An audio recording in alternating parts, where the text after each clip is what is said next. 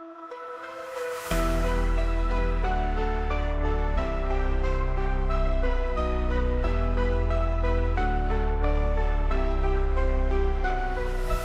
system's rigged, man, it's time to break free. Eyes wide open, gotta see what I see. Standing on the front lines, fighting for the truth. Lift the veil of lies, it's time to be the proof. Take a stand, don't you back down. Raise your voice, let's shake the town. We're the voices that won't be ignored. Breaking chains, yeah, we're ready for war. With the power of the people, we'll make them see a world of justice, united and free. United and free. United and free.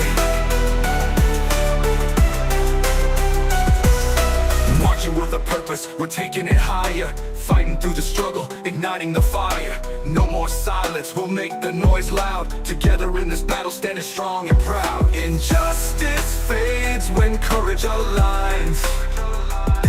Rise up together, break the confines.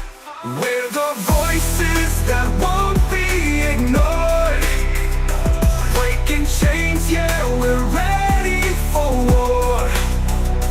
With the power of the people, we'll make them see a world of justice, united and free. United and free. United and free. So rise up now, it's our time to shine. Together we'll write a new paradigm.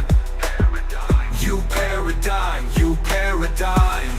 Whoa, whoa. We're the voices that won't be ignored. Breaking chains, yeah, we're ready for war. With the power of the people, we'll make them see a world of justice, united and free. United and free. Rise up now, it's our time to shine. United and free. We'll write a new paradigm, new paradigm. United and free.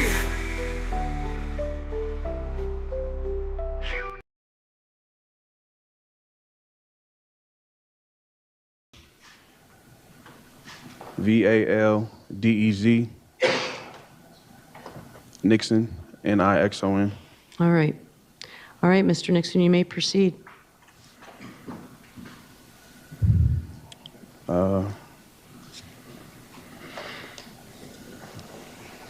Basically, today I'm testifying on my behalf as into the events that happened prior and at the time of the incident.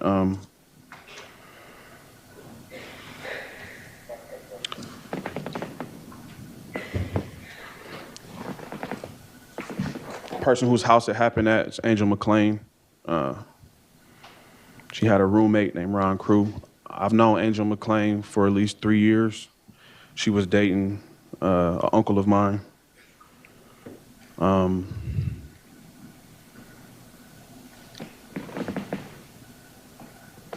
had just had a birthday, July 18th, so I believe a couple days later, she had asked to come pick me up from my mother's house. She wanted to see me, as well as I agreed to help her find a stolen vehicle. I believe it was some vehicle that her ex-boyfriend had stolen, a white Nissan Maxima with tinted windows. She picked me up with a friend, seeing that she didn't have a vehicle.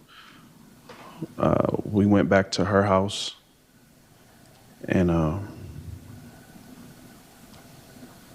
that's when I had met Adam Wright.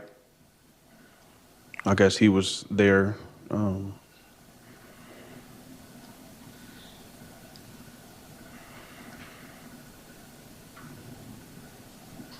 At the time I was introduced to Adam Wright, I remembered him from a mutual friend of my uncle and I, maybe a couple years ago. I seen him in passing, and yeah, it wasn't awkward or anything like that. It was just I guess he was there staying at Angel's house. He had just came back in town from, I believe, Alabama or Florida. I'm not sure which one.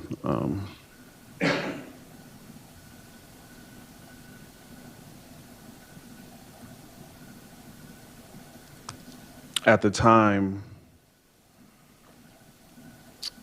I didn't know that he was Angel's ex-boyfriend.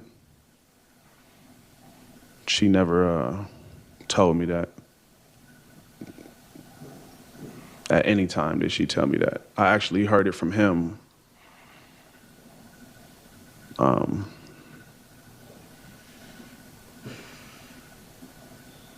I guess he was on the run or whatever.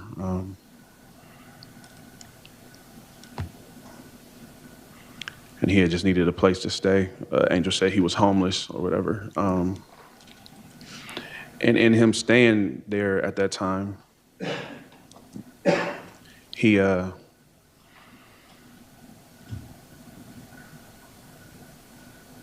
guess rambled on about why he was back and a situation with him and his I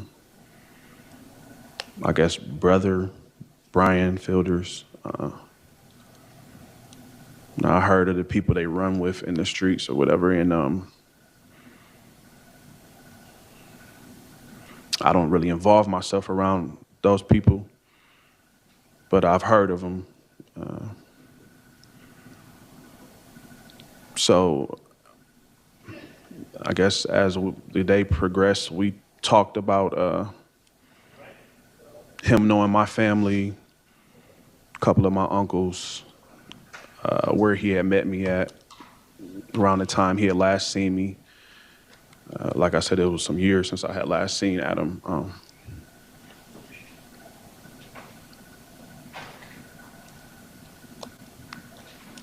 He seemed cool. He seemed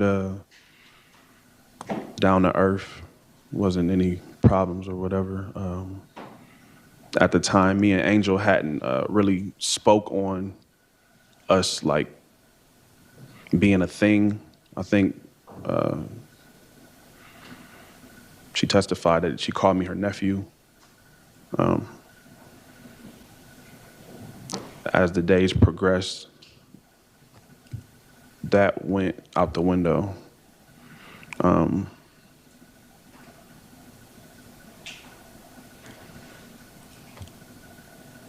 Prior to the incident, a day before I was introduced to Brian, me and Angel had drove Adam to, I guess, mend the beef with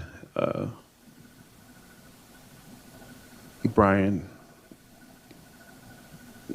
We drove Ron Cruz's truck. 'Cause like I said, Angel didn't have a car. In the couple of days that I was there, I was helping her look for it. We would go to Tap Tap searching for it. I guess she had testified and said she had made a report about it, which I didn't know any report about her car being stolen. It was just me helping her out, you know. And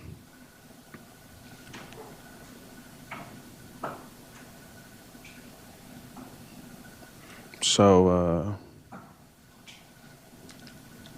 Adam had asked us to take him to Brian's house. And at the time, I didn't know, never been there. I don't know Brian. I'm not really a friendly kind of guy, but people like me, if that makes any sense. So we drove him out there, and on the way there, Angel's like bugging out, saying they're gonna kill him. I don't think this is a good idea. And around this time, this is when Adam is telling me like, yeah, it's my guy, but I stole his car, went to Alabama. Me and the girl fell out who we had the car, and the car got lost. And I guess a picture of Brian's kid was in the car. And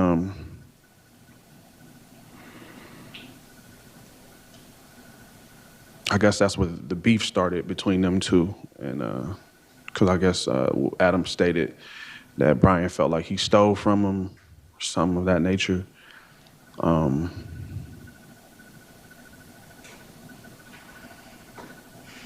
So on our way there, Angel's freaking out. Mind you, I didn't know that Angel knew Brian.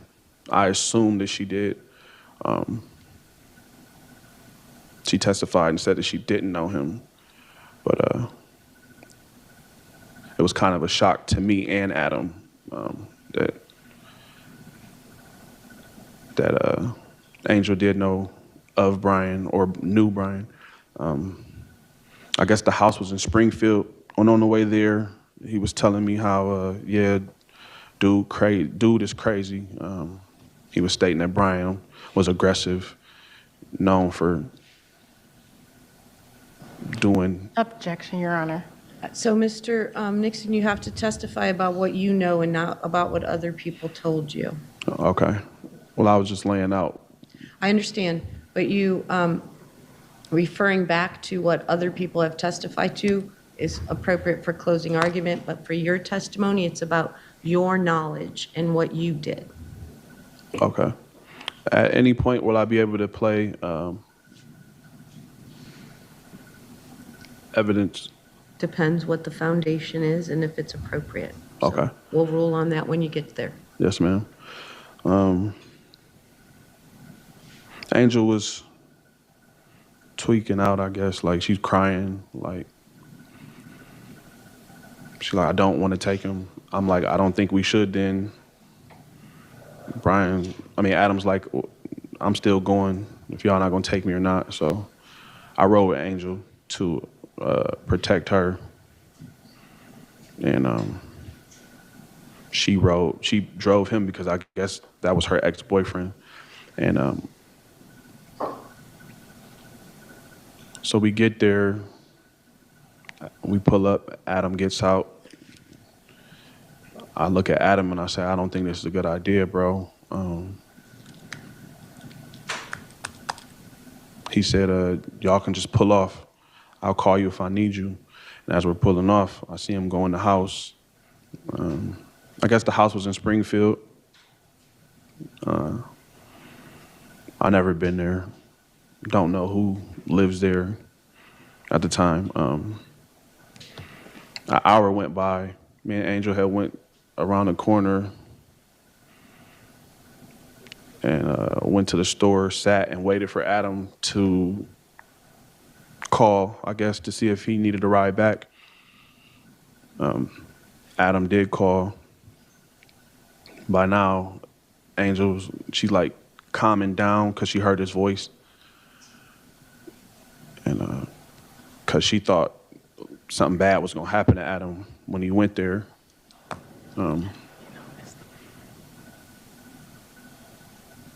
So Adam gets back in the car. I'm in the front seat. Angel's driving. And then we about to pull out. And then Brian gets in the car. He runs up to the car and he gets in. And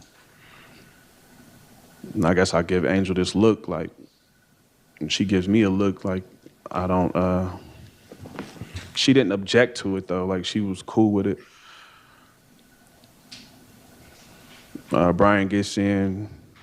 He's talking to Angel. He's saying, what's up? He's saying, he looks at me, asked me who I was. I told him who I was. And first thing he said was, oh, I see you got a lot of jewelry on. I'm like, I said something of the nature, yeah, I do my thing when I can. And somehow, some way, he's like, I want to come back to the house and kick it with y'all. I don't know what for.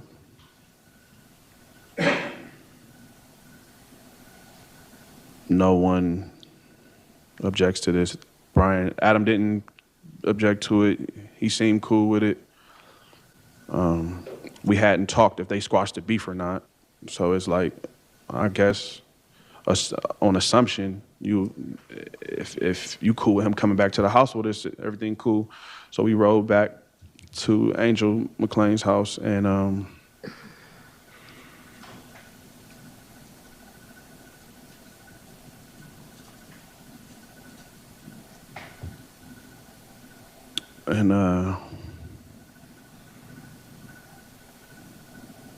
when we get in the house,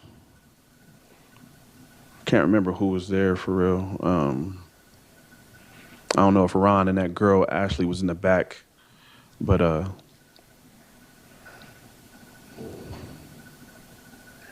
we are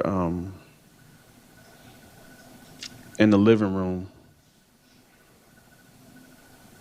Adam sits down. Angel's running back and forth doing something.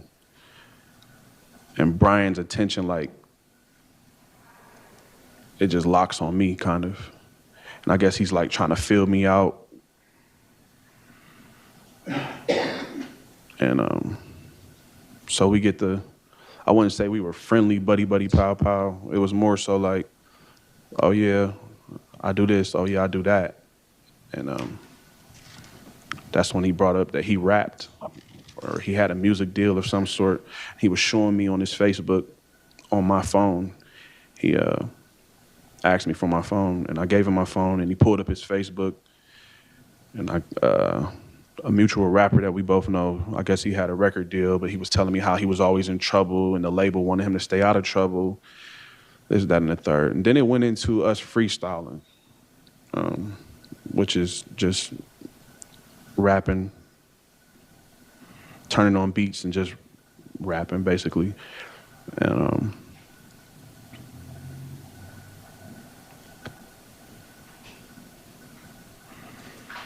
I didn't think anything of it. Angel kind of left me alone with him. Adam's in the living room, not paying attention to us, which was weird because you just said that this guy, you thought he was Angel thought he was gonna kill you or whatever, and y'all had beef or whatever. So at this point, his attention is on me. And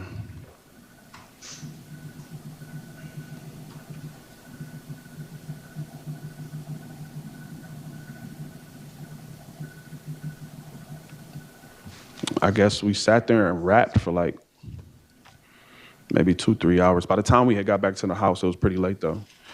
Like 2-3 hours.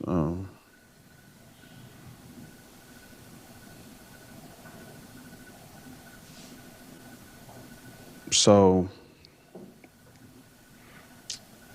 before he left the house,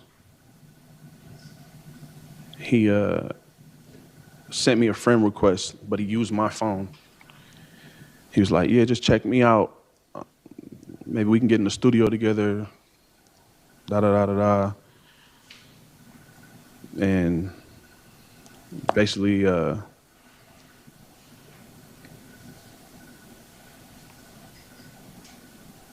trying to get cool or close to me, as I seen it, now that I look back on it. He ends up leaving. I end up checking on Adam. He was asleep on the couch. Brian leaves. I'm not sure if I went and stayed the night in Angel's room or I slept on the couch. Me and Angel hadn't had sexual intercourse at this time yet, so I might have slept on the couch. And woke up the next day, and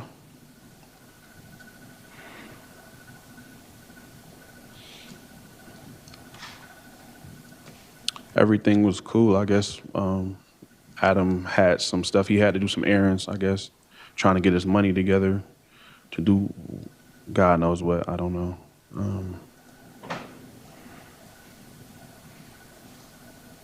Me and Angel were in her room listening to music,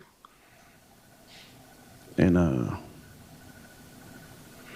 And I was just basically speaking to her, letting her know, like, yeah, I like you. I've been liking you. Like,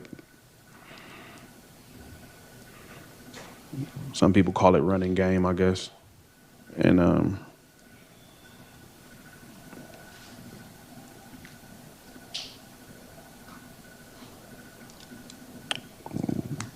we ate breakfast. She made breakfast, and then her daughter came over. Angel's daughter came over, Nevaeh, and I was in the room. I haven't seen Nevaeh since Angel was speaking with my uncle. So when Nevaeh seen me, the first thing she said was, "What are you doing here?" I'm like, "I'm here for your mom." She slapped me in the back of my head, like, "Why are you here?" And I didn't think anything of it. You know, me and her were close. We got the same birthday, July 18th. And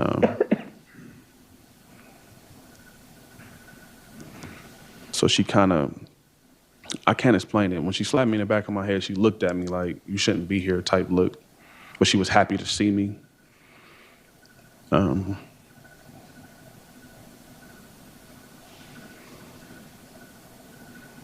then she was telling me about her mom's ex-boyfriend or whatever, some guy that... Objection, Your Honor. Overruled. Not specifically what she said, just who the person is and how it's relevant. Okay.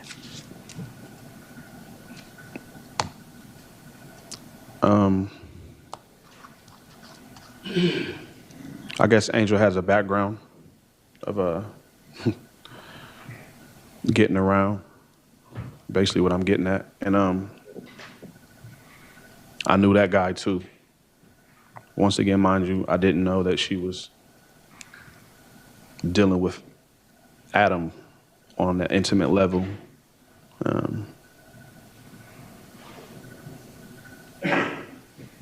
So after her daughter left, we continued to listen to music in the room, and then my uncle comes over,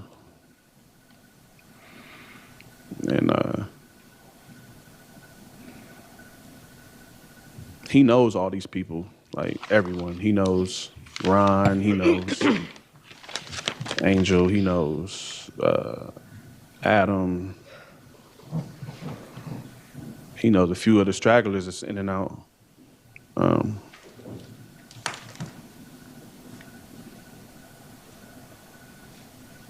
So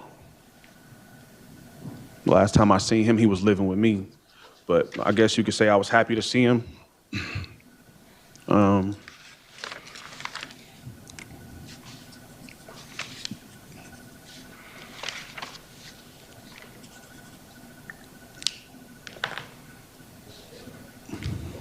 Now I have messages and evidence that state the actual date from when she came and got me to leading up to the incident of July 25th.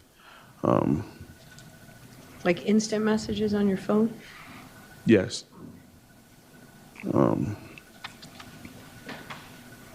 What exhibit are they? Do you have them marked? No, man, we weren't able to print them off. They're on the actual floppy.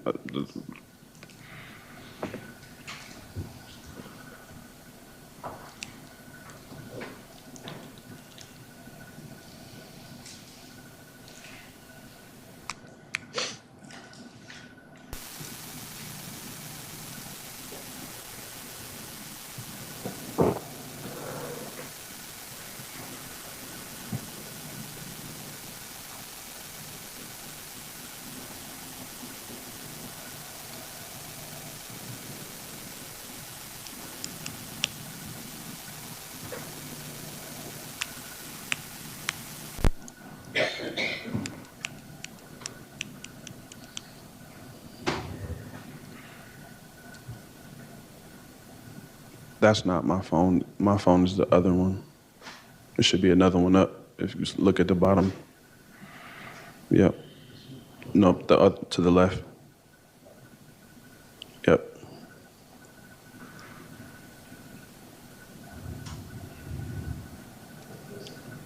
Yep. I would accept this.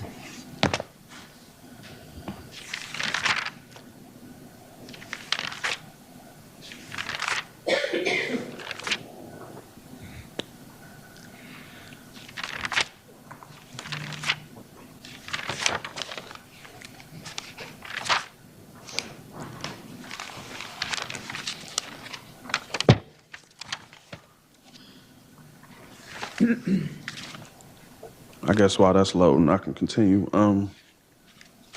So my uncle came over.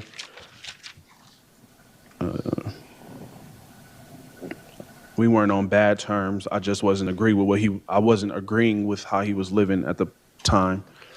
And I had previously tried to help him out. He stayed with me or whatever. And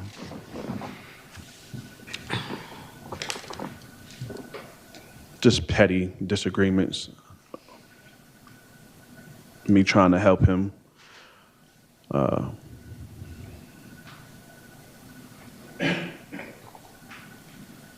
So when he gets there, I didn't know at the time how he arrived. So we stepped out, and I was speaking to him about his brother and how me and his brother was on bad terms at the time about some money. And I recognized the vehicle that he was in, and the vehicle that he was in was a mutual family member's. And it's like a Jeep Wagoneer or something like that. And I recognized whose it was, and he didn't have any money. I had a few dollars on me. He was like, I need to return this vehicle to such and such. And I'm like, well, take it back. He was like, well, that's the thing. She let me use it, but I didn't come back when I was supposed to. So I need you to call her and tell her that you're going to return it. And I'm like, no, I'm not about to involve myself in that. She let you borrow her vehicle, you take it back. So my uncle was like, well, I don't have any money.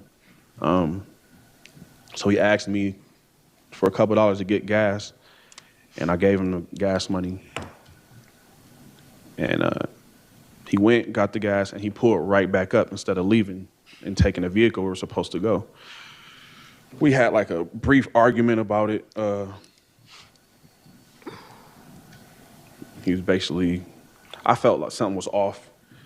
He like, nephew, if you could just call her and let her know that I dropped the vehicle off to you, maybe you could bring it to her, she can come get it from you. I just don't want to see her. I'm like, no, I don't want no parts of that, whatever. I don't know what you're going to do. I gave you the money. You should have just took it back. Long story short, he never took the vehicle back. It sat in the driveway. We went into the home. Angel's friend, who initially came and picked me up from my mother's house with her, we went to her house, and she was showing us her house, said she needed some work done. I can't tell you where it was. It was a big ranch-style house.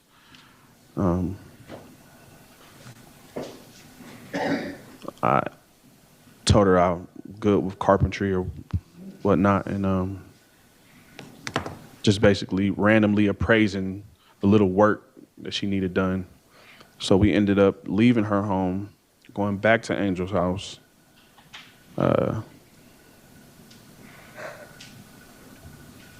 Around that time,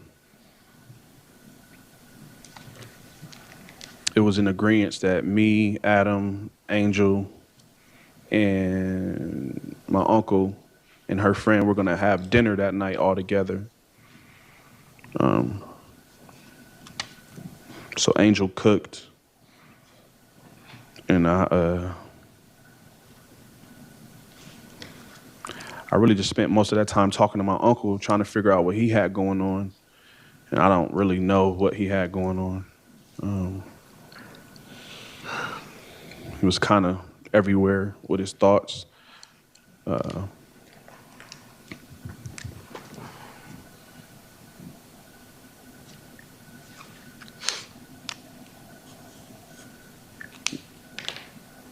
There was meth being used.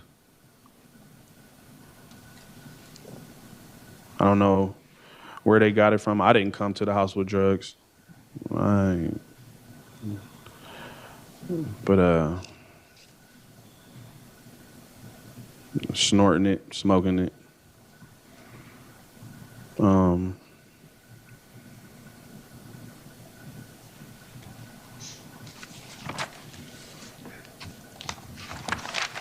There was no alcohol.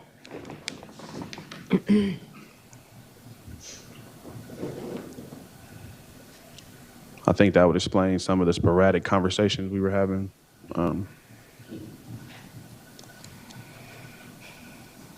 So moving forward,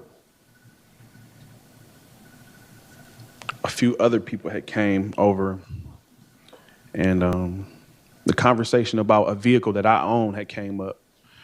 And the only person that knew that I owned this vehicle, this was right before dinner. The only person that knew that I owned this vehicle was my uncle. I bought the vehicle from his brother, and I still owe his brother a couple dollars on it. I say like $1,000. And it was an '85 Camaro. 1985 Camaro. It was street value like 10 grand right now as it sat. And one of either Angel's friends or Ron's friends or one of their friends, he had a Camaro outside as well, but it was a newer model, T-top. And the conversation came up about my car, and they asked if I wanted to sell it. I told them no, I don't want to sell it. It has historical plates on it.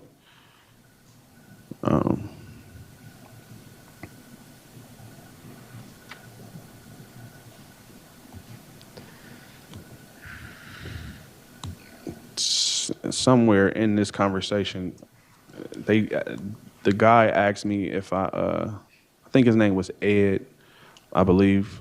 If I'm not mistaken, he was the guy that had a Camaro. He asked me if I wanted to trade my car for his car. I said no. Then him and my uncle went into the kitchen and spoke privately about something. I went into the bathroom to use the bathroom. They didn't have any toilet paper. So I was stuck in the bathroom, basically.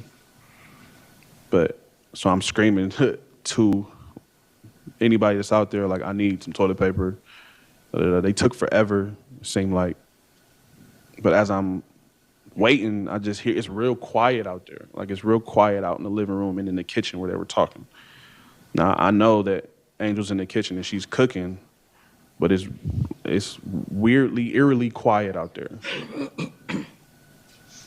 Long story short, they finally come with the toilet paper.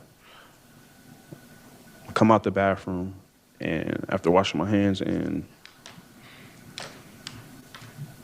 there's another person there. It's a female, some young female, I guess, that lived in the area.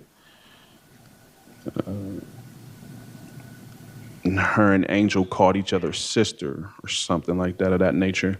And so basically, there was just a house full of people.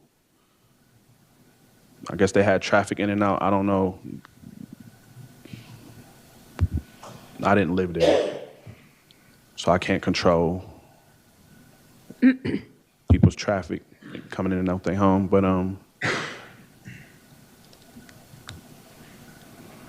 they're still talking about my car.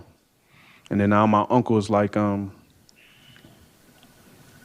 nephew, I need you to do me a favor.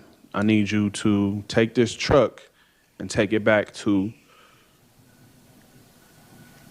or no, I need you to take this truck and ride with the guy who had the Camaro. My uncle ended up leaving in the guy's Camaro, and I don't know what transpired. I don't know if, I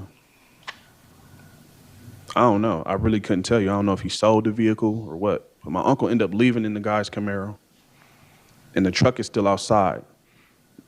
But before he left, my uncle was like, I need you to ride with him to take this truck somewhere. I'm like, I don't know him, and I don't know what you're on, basically. I don't know what your motive or your mind is right now, but I'm not getting in that car with this man I don't know. And I'm like, if anything, I'll ride with you and we can leave.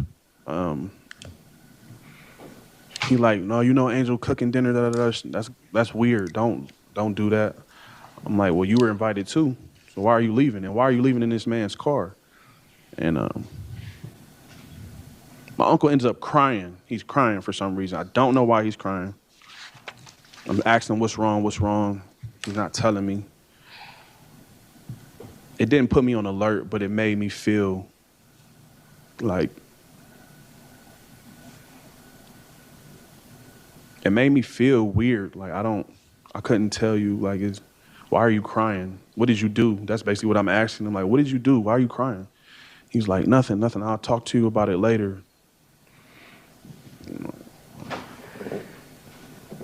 So he ended up leaving in the car. He wouldn't take me with him.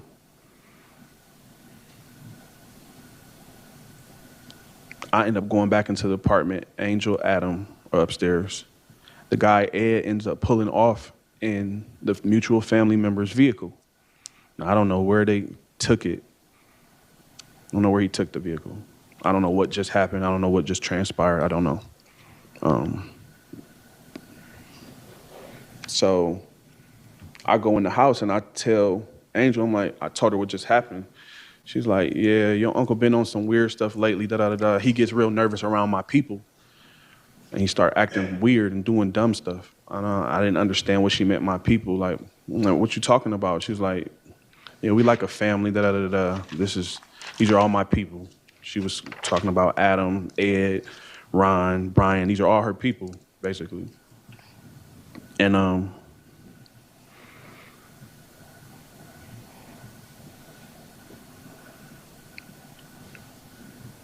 so I asked her, I'm like, so why did he just pull off in your people's car and leave our mutual family member's car out there?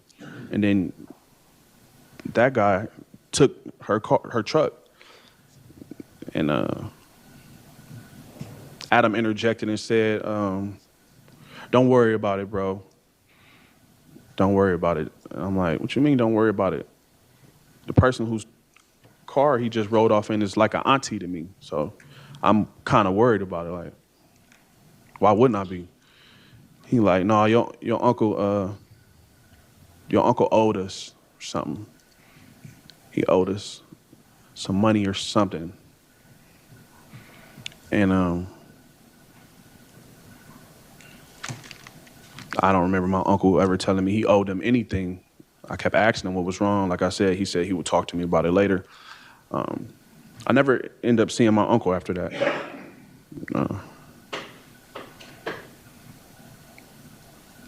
He didn't come back to the home that night. He didn't eat dinner with us. He was gone, so I felt kind of weird, but my trust basically was in Angel. Mind you, like I said, I've known her for a couple of years. She dated my uncle's brother, so it was kind of like a family thing, but I was attracted to her. No disrespect. I was trying to have sex with her.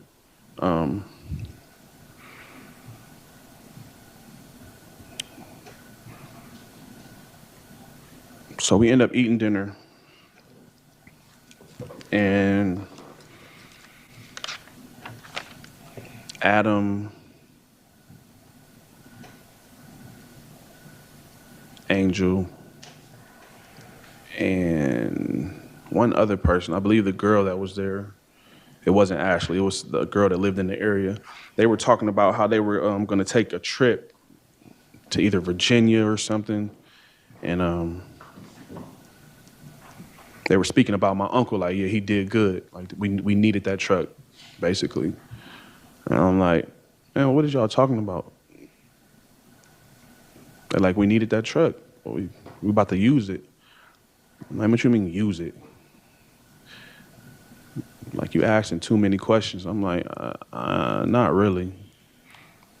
Angel was like, that's enough, that's enough. And she kind of quieted me down from asking the questions and stuff. So I'm like, Angel called my uncle. She was like, and you know he don't have a phone. So I'm like, you're right.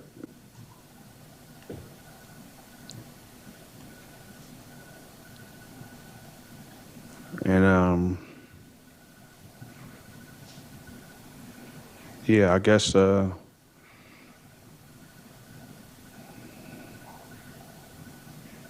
we got to talking about people, the people that they know. It's a couple of people in the streets that I ran across myself, that also my uncle had ran across. I guess there was some type of beef between him and a mutual person that we knew. And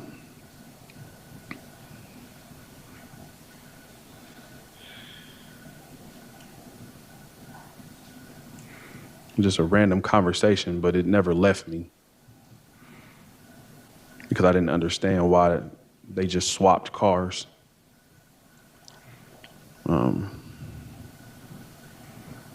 At the time, Adam was doing something with a printer or something. I don't know what he was doing.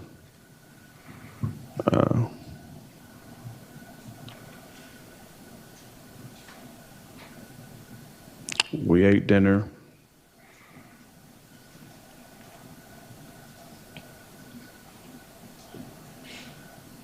And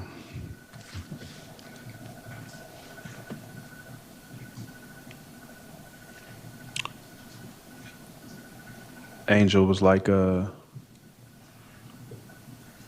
you ride with me to go check some of the taps, see if we could find the guy that stole my car? And we rode around again, looking for her car at a couple of taps. We couldn't find it. Then I believe we ended up stumbling across it at a tap on the north side. Or we thought it was her car. It was a white Maximum that matched her car, but it ended up not being her car. I went inside. I asked the people inside the place. And the owner came out with the keys, like, yeah, this is my car. Long story short, we went back. She was pretty upset that she couldn't find her car.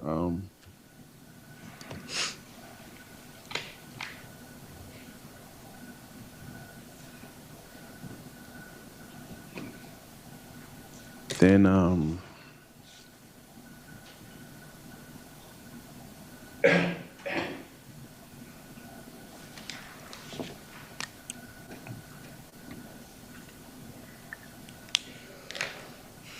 I believe Ron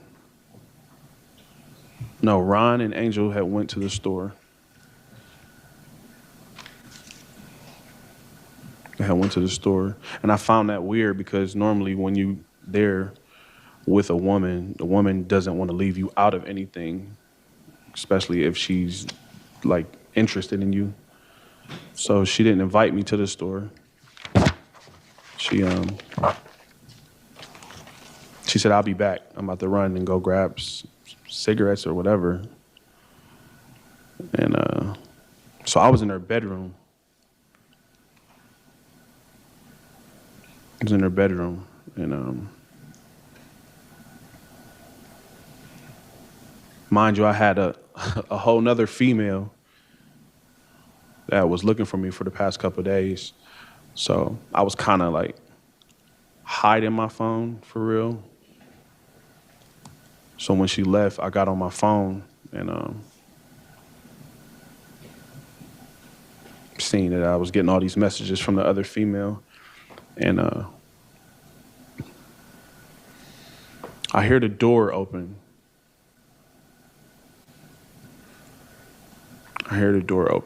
And then I come out, and it's Brian.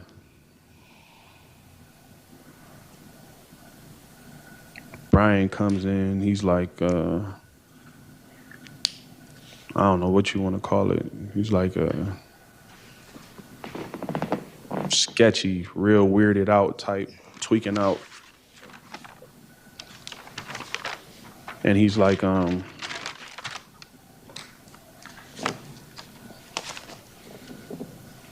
he comes in talking about he thinks his girl is trying to set him up. Mind you, I don't know who this girl is he's talking about.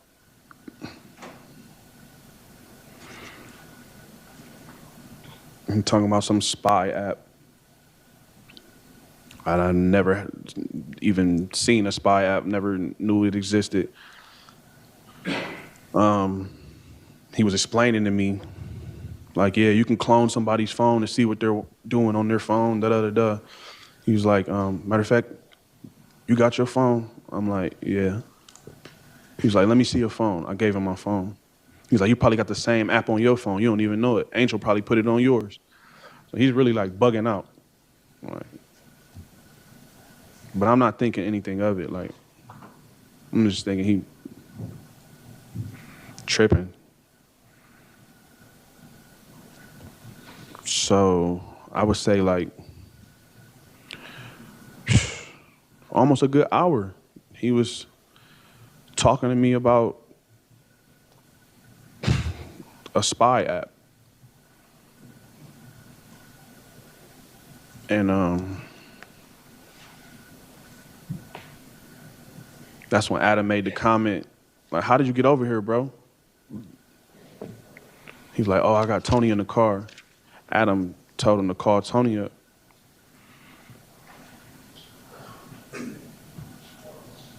Brian had already been in the home for at least an hour.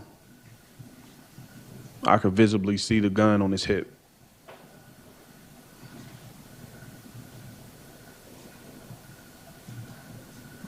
But I wasn't thinking anything of it.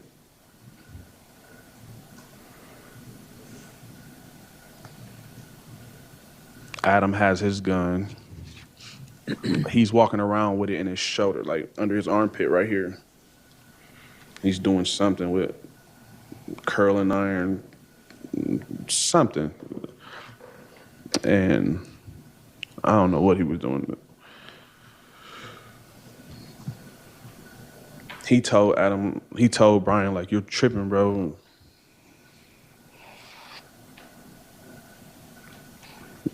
And I told him he was tripping too. I'm like, yeah, I ain't got none of that on my phone.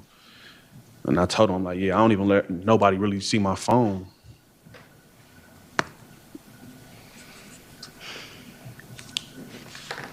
And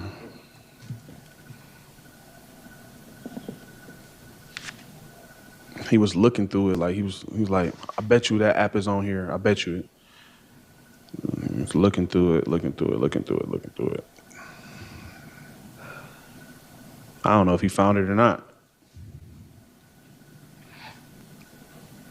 He's like, yeah, man, my girl, it's this app, man, where you can be in a full conversation with a person, but then you'll hear them answer, or they'll ask you a question and they answer, and then she says random things. Like, he was trying to demonstrate, I guess, how the app works. He was talking about mini microphones. They got little ballpoint pen microphones that you can't even see. It'll be in their ear or attached to their clothing, and they're just talking, and you don't know that they're talking to somebody else. That phone could be transmitting to a police or a DEA agent. So when as he explaining this to me, he's looking up stuff in my phone, showing me, like, yeah, you see this? This is one of them. Now we in the kitchen. He was like, yeah, you see this? This is another one. He just kept showing me him.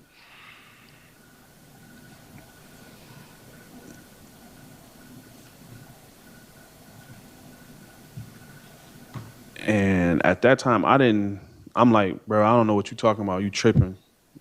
Give me my phone back. He was like, hold on, wait, I'm about to show you. So he kept looking for the app. In my head, I'm like, man, is you trying to put it on my phone or something? Like, it's not on there. I don't let people see my phone like that. He was like, you never know. Angel might have put it on your phone. Females is sneaky, da-da-da-da, this, that, and the third. I'm like, yeah, I don't think she did that. So then, like I said, this is when Adam it's like an hour had went past. This is when Adam was like, yeah, who you come here with, bro? And he said, Toni. He was like, you just gonna leave her in the car? So I guess Brian either texted her or called her. I'm pretty sure he texted her to come up. And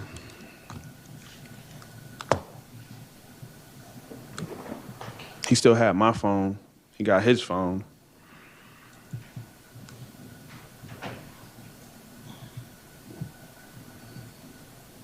Adam got his gun out under his arm pit. Brian got the gun on his hip. Toni comes in, and then right after Toni comes in, I believe that's when Ron and Angel come back from the store. And he's like still having this conversation. Toni sits down on the far edge of the closest to Angel's room where the hallway is. I got pictures to show, the exhibits to show you where she was sitting. If I could actually use the. Well, okay, yeah, we'll change it over to dot camera. Then tell Mr. Perry what exhibit you, do you have it up there with you?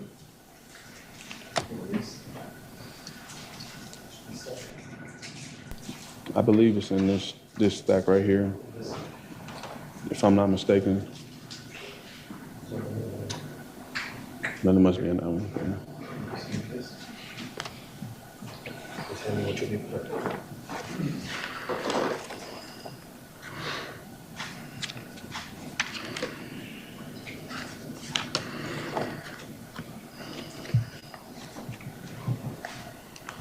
So it's not in the stack. Oh, excuse me, it's right here.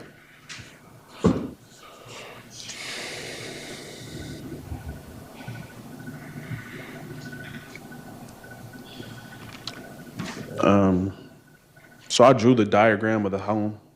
It's all right, have them put it up on the screen, and then you can use the markers on the bottom of the screen to indicate anything you want to point out.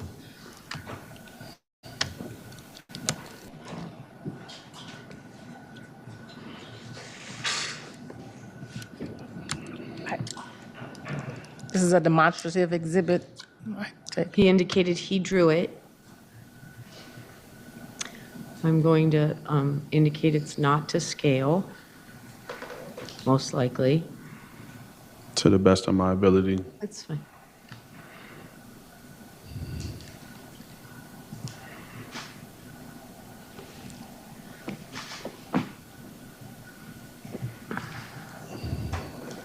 I should have used white paper, excuse me.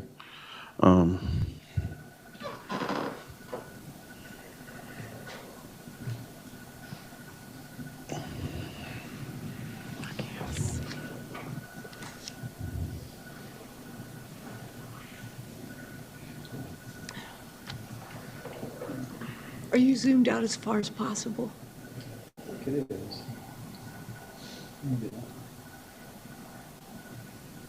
There we go. Now the whole thing's in there.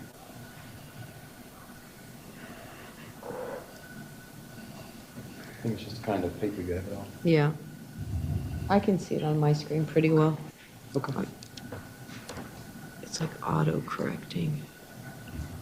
Okay.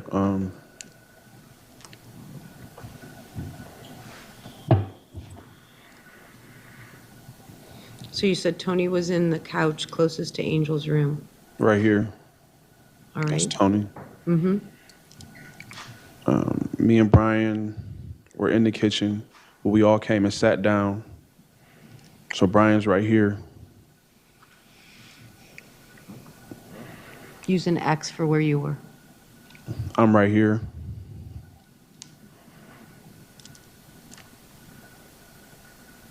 Which is the couch by the door, right? Yes, ma'am. Yes, ma'am.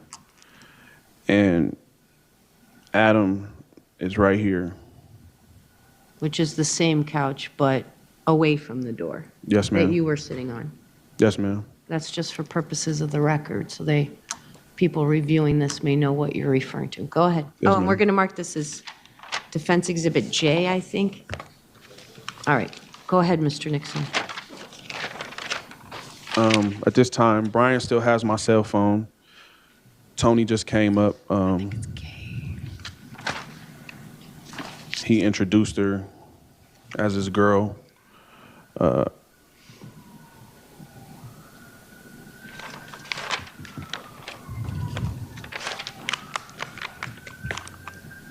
Adam's gun is now sitting on the ledge of the couch, the arm on the couch like this. He's doing something, looking through papers, something that he was doing with the printer. I'm not sure exactly what he was doing, but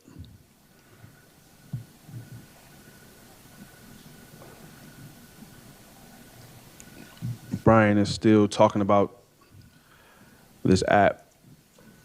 And like I said, Angel and Ron had came back from wherever they were doing at the store. They came back. And so I'm where I am. Toni's where she is. Toni has her phone out. And she's like this. She has one arm up like this across her stomach, and she's scrolling, I guess. Now there's a TV right here. This is the table. Adam's gun is right here on the edge of the couch.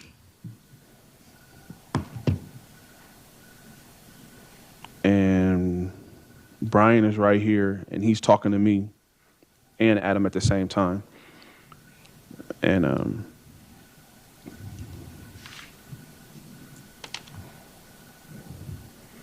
he's like,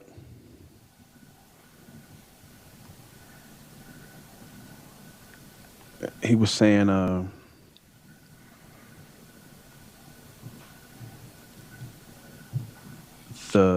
the app on my phone is, or the app that was he thought was on my phone was connected to the police. Basically,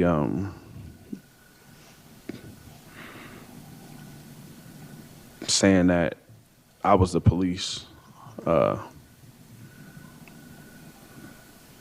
was recording him or recording the household or speaking about things that I didn't have any knowledge of, or asking too many questions, going back to the conversation about my uncle in the car and her people and what they into or whatever. And I'm telling him, like, nah, bro, you tripping. I don't really be into any of that for real. I'm not the police. I don't know about that app. So I asked him for my phone back. He was like, hold on, I'm gonna show you. It's on your phone. I bet you it's on your phone. He kept saying, I bet you got that app on your phone. No. Toni isn't saying anything. Like, she's quiet. But she pulls out a weed pen. Mind you, I didn't see Toni smoke anything but a weed pen. Wasn't no drugs. She didn't do anything in front of me. Only thing except smoke a weed pen, a vape. She asked me if I wanted to hit it. I said, yeah. I hit it, and I gave it back to her. I was coughing. And Brian, he kind of looking at her, like side-eyeing her after she let me hit the vape pen or whatever. And he said something to Adam of the nature like, yeah, people be tripping, bro. I don't know what's going on. You gotta watch. People really be the police and you don't even know it. And I see he's like real adamant about this police thing. Mind you, I don't know Adam. I mean, I don't know Brian. I don't know what he's into for real. Never heard of him. Except for when Angel was crying that when we drove Adam over there. And they was making him sound like he was just some aggressive bulldog that was a killer. type. And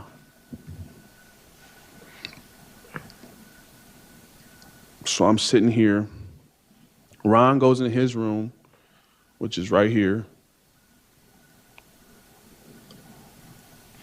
Now, Ashley, Ron's company was back there. And she comes out, and she's like right here. And she overheard Brian speaking about this app. Now, there ain't no TV playing, there's no music playing, so the conversation is pretty loud. You can clearly hear what's being said.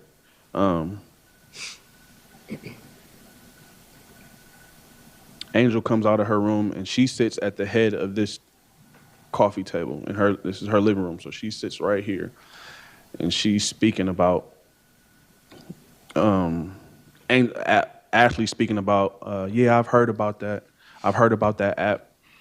And so now her and Brian are engaging in the conversation. Mind you, Brian still has yet to give me my phone back. He's adamant and persistent about finding this app in my phone. Now, I don't know what he was doing before he got over there. I didn't see him high either, smoke anything. I didn't see him do that.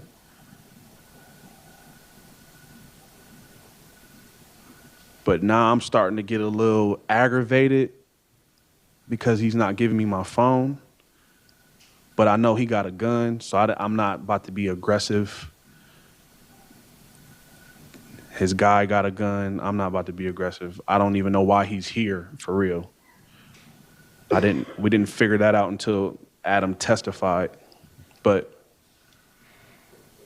so now Brian and Ashley are talking about this app. Ashley's agreeing with him, like, yeah, it's a real thing, da-da-da-da. I did it before on one of my ex-boyfriend's phone, this, that, and the third. I'm like, oh, that's crazy. All right, well, let me get my phone back. I made that gesture like, yeah, let me get my phone back. I don't know what y'all got going on. And I said it just like that. And Brian was like, no, hold up. Never know, bro. You might be the police. Like, now you tripping. Where I'm from, you don't call people the police unless you got paperwork or, you know what I'm saying? You just don't do that. So now I'm like, yeah, I'm not the police, but you tripping. I'm gonna need you to give me my phone. And then Angel's right here. Like I said, she's sitting right here. I looked to Angel and I said, Angel, tell him I'm not the police. She laughed. She did a little, like a smirk or some type of laugh or something like, And I look at her like, oh, you tripping. You need to tell him I'm not the police and get my phone back. These your people. She like, this when she looked at me and said, well, there ain't really nothing I can do now. He here. Who is he? That's what I said. Who is he? Like, what do you mean by that? So when I say that and Angel says what she says to me, that was like me saying help. Like, can you clarify with him that I'm not no form of police? And she didn't. Like I said, she said, there's nothing I can do. He here now. And I just didn't understand the comment, the statement she made. And she got up. Angel got up and walked in her room. And Ron came out of his room, and they went in there into Angel's room. And they got eerily quiet again.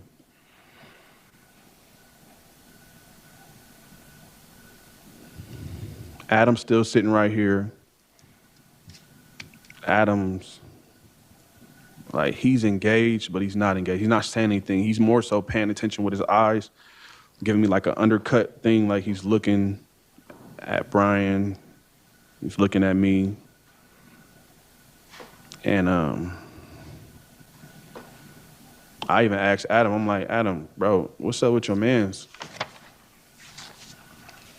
Like, what's up with your dude? Get him. Like, I'm not the police. He was like, I don't know, bro. I don't be in all that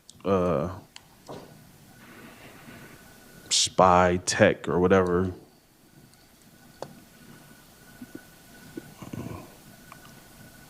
So now at this point, I don't feel like I'm tripping. Like I feel like, okay, you not trying to give me my phone back. That's a problem.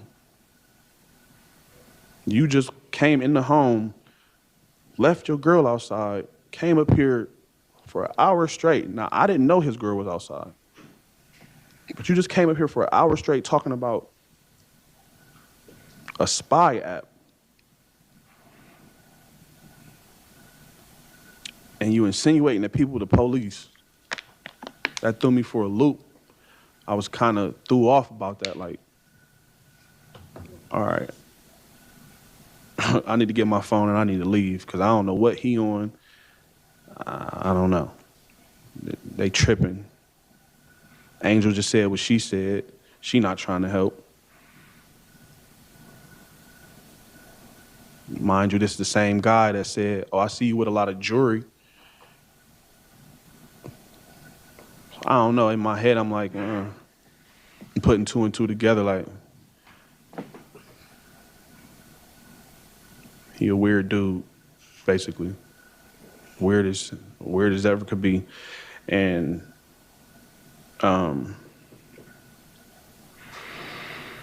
Angel goes into her room. Ron goes into her room. They close the door. That was weird to me. I'm your company. Adam's your company. All these people in your home, basically, and you just gonna close your door, the two owners. And it also threw me for a loop when they went to the store. So I'm like, there's something ain't right. I need to leave. And I kind of stand up, and I had the boat magnet in my hand. It's some type of magnet that Ron was telling me about that my uncle had brought over. And when you twist it, it's supposed to, like, you put it on a electronic, it sends off like a magnetic EMP and it fries a device or whatever. So I'm like, yeah, y'all crazy. And I was just joking, basically. I'm like, and with this magnet, I said something of the nature, I don't care what the hell y'all is, who recording in here or who the police. If I keep twisting this, it ain't gonna work anyway. So I was just joking. And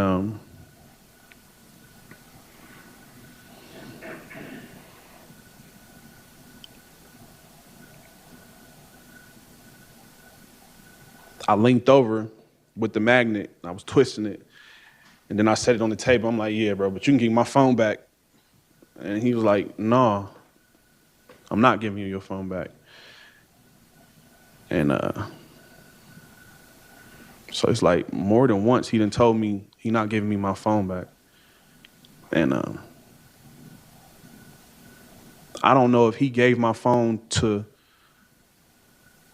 Toni to hold, or if he tucked it in the couch by her. It looked like he gave it to her. So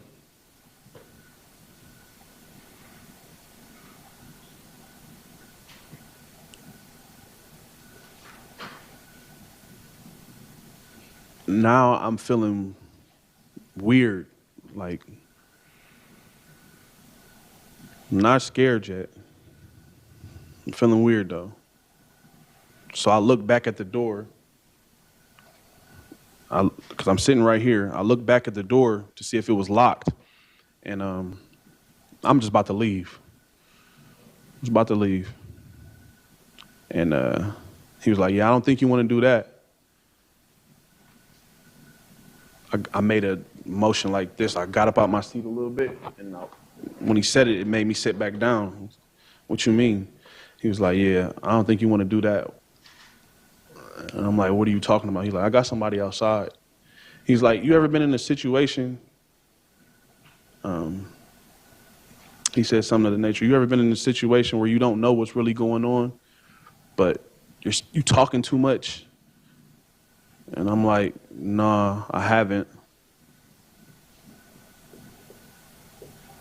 So I asked him for my phone again. I'm like, yeah, I'm about to get up out of here. He's like, you're not going anywhere.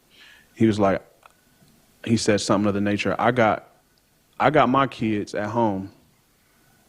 And if you got kids, you're not going to make it to see your kids tonight. And at that time, that's when he pulled the gun out.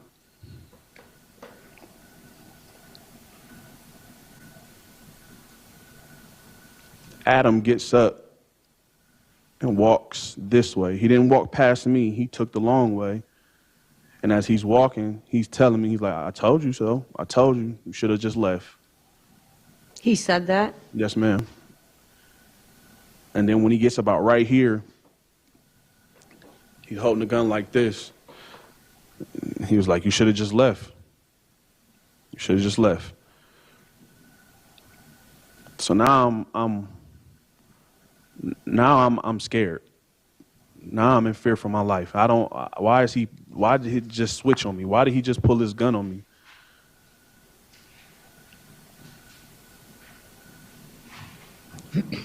And Brian pulling his gun out, that's on him.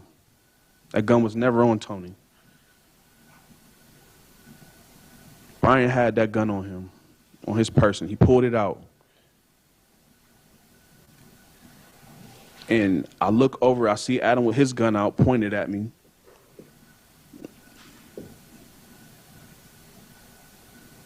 And Brian got his gun out, and he's putting it on the table. And that's when he says again, he said, you don't know what's going on. You've never been in a situation where you just don't know what's going on.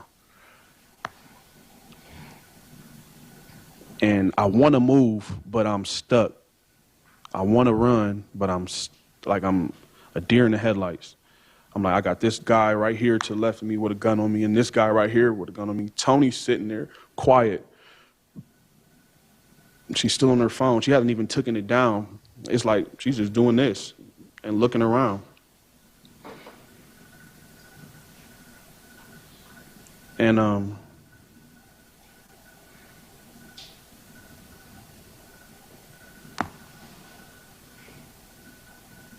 he looked over at Adam again. Brian looks over at Adam. And in him looking over at Adam, I lunged for the gun on the table. But his attention instantly turned back to me, reaching for the gun.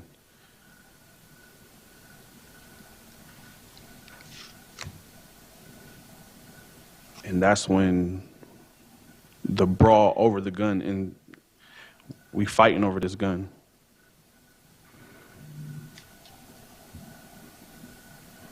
It's not in the holster. The gun wasn't in the holster. It was in the holster when it was on his hip. But when he pulled it out, it wasn't on the holster.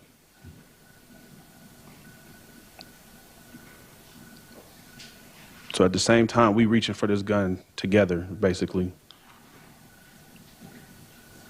He throwing punches at me. I'm screaming, I'm not the police, I'm not the police. You tripping.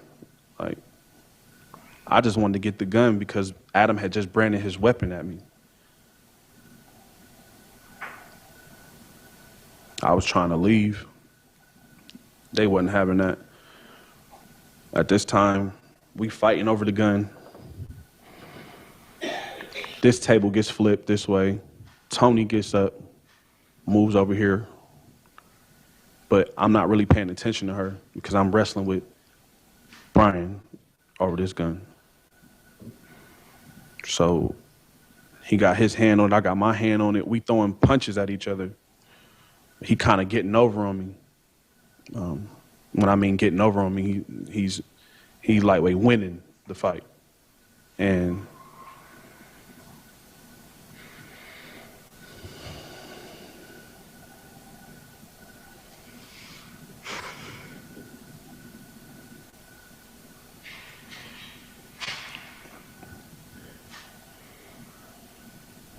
us fighting over this gun, I don't know how he got me to the ground. But this is when he bit me in my face. Sometimes I tried to roll out of his hold. He had me in like some type of chokehold. I don't know. He bit me in my face. and he's like edging the gun to my head. And I never once, I don't know, it's, when you in situations like that, time slows down for real.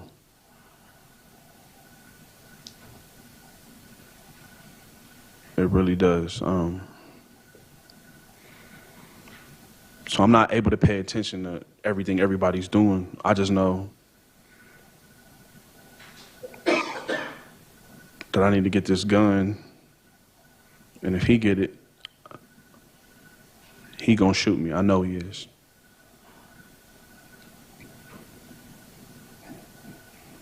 I'm still screaming, I'm not the police. I'm screaming, I don't want to die. And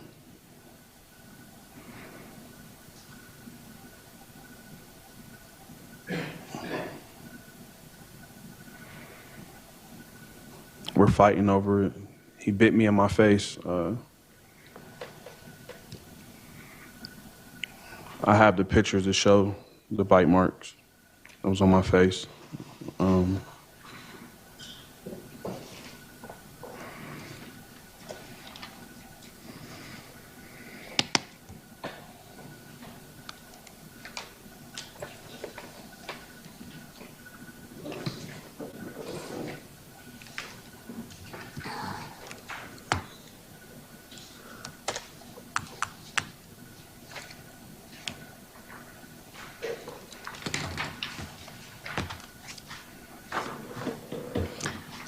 It's going to be defense K.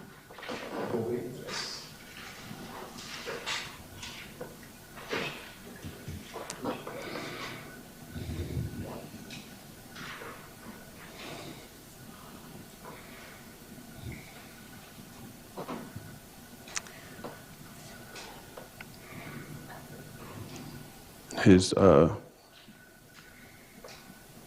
ahead and circle it. Just show me where it's at. his teeth made an impression on my cheek. Now, if we were standing up, I wouldn't have never let him get this close to my face.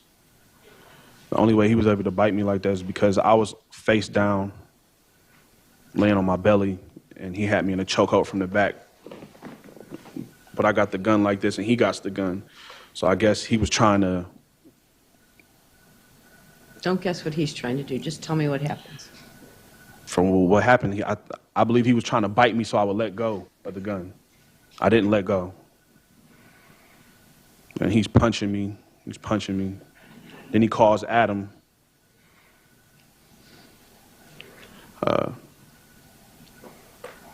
I don't know what Adam was doing the whole time. But I know at this point is when they pistol with me. Adam hit me in the head with the pistol, and the gun went off. Now, can you put the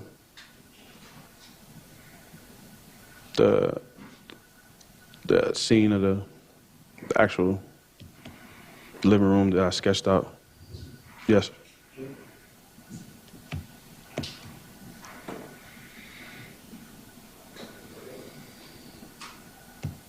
This table is flipped.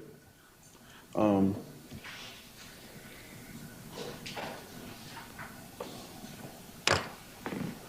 have a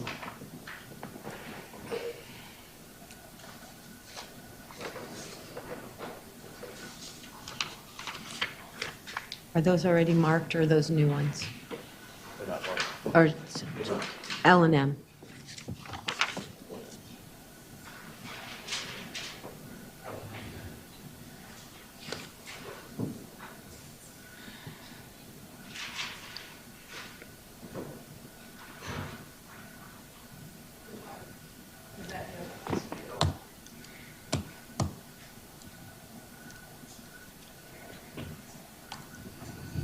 As you can see, the table is flipped.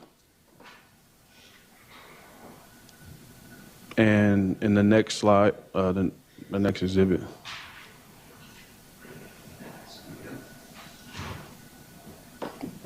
we are in this area. Me and Brian are fighting in this area. Not so much towards the door, but right in front of where I was sitting at.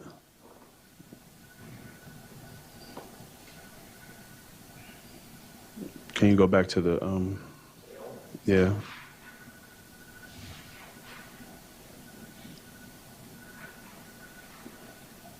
So right here about this area is where we're fighting. I'm laying. What happened? Ken Masich. Oh, try.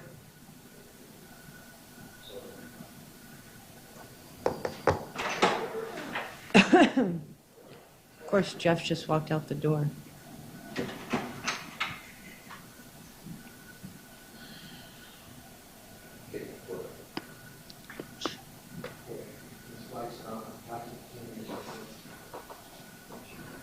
Aha.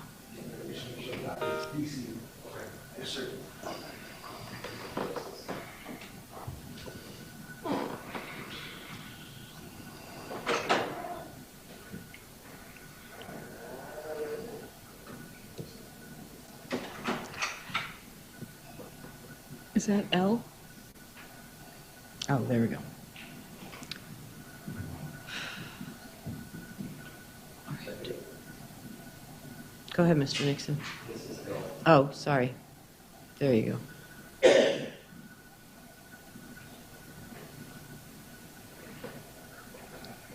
Zoom out a little bit, please.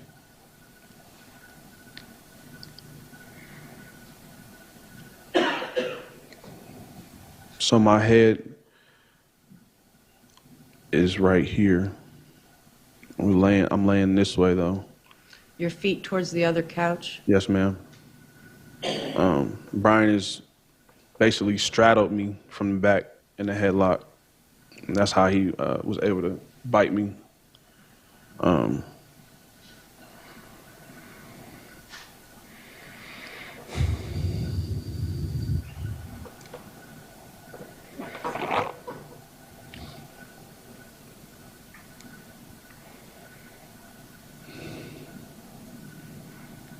We're still tussling over the gun. He yells to Adam, "Bro, do something."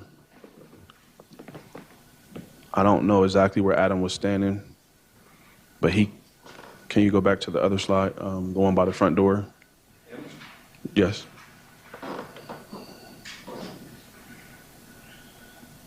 So I'm fighting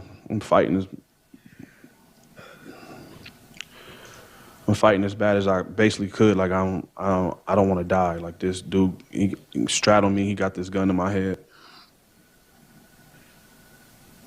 So I'm like trying to jolt him off of me, if that makes sense. Like I'm flopping around like a fish on the ground, basically.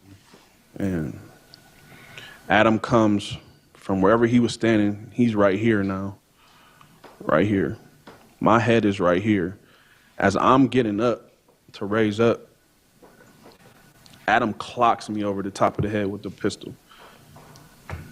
Like at least maybe 3 times. And on that first clock though,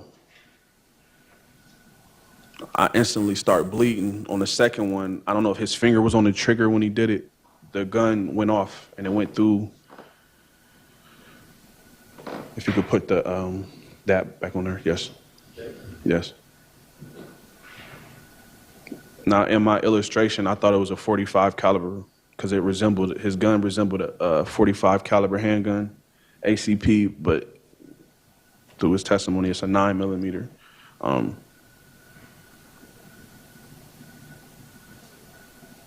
The bullet from him pistol whipping me went off and it went through that wall.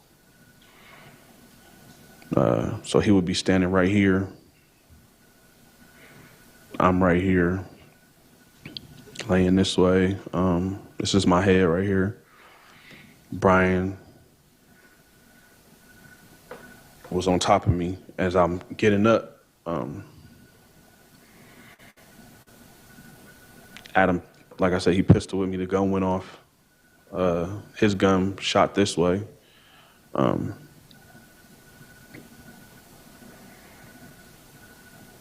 I'm basically giving them a fight for my life. I'm not making it easy for them. I don't.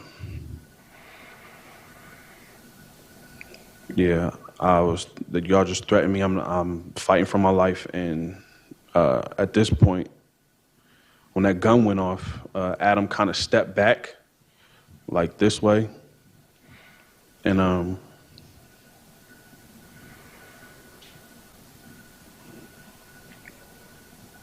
bleeding. Brian still got a hold of my wrist and the gun.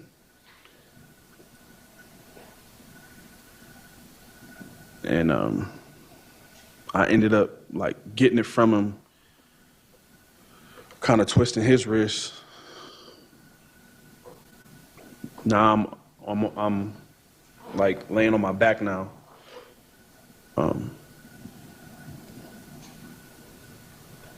had a little bit of blood in my eyes from the pistol whipping.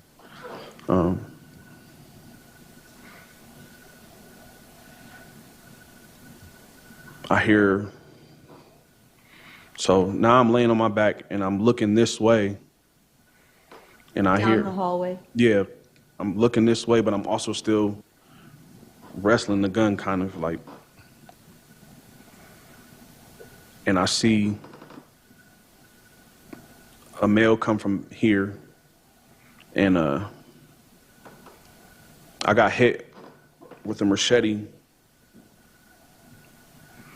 on my right side. I still got the mark. But in the pictures that were taken by detectives, it shows the same way as the bite mark on my face is healing, so is the machete cut. It actually went down from here to here and a little bit down my pants. Like I got a mark on my leg as well.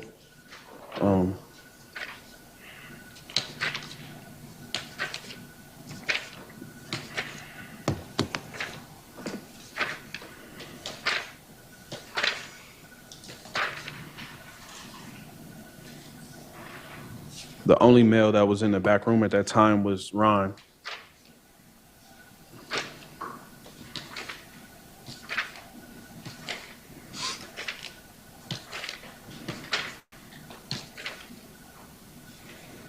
I don't hear Toni. She's not calling for help. She's not calling for the police. It was like she was just watching him.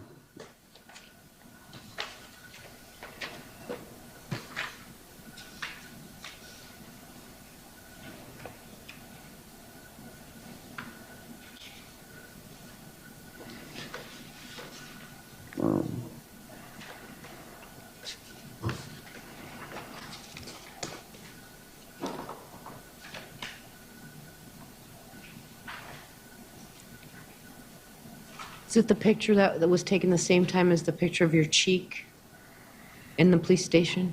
No, it was a picture of me in the interrogation room with my Yeah, shirt off. when the same time they took the picture of your cheek, when the detective came in after they Yes, ma'am. questioned you? Okay. Yes, ma'am.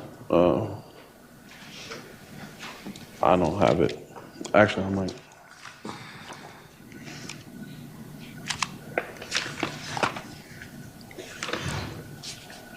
Oh, yeah. Yep.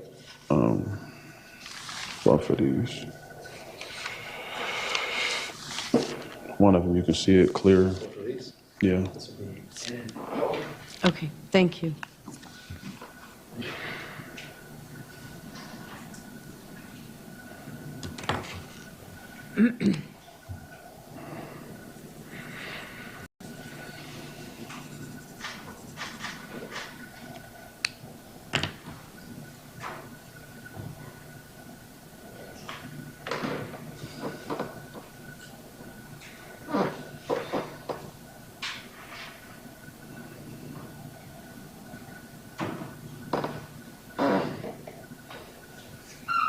Can you maybe darken it?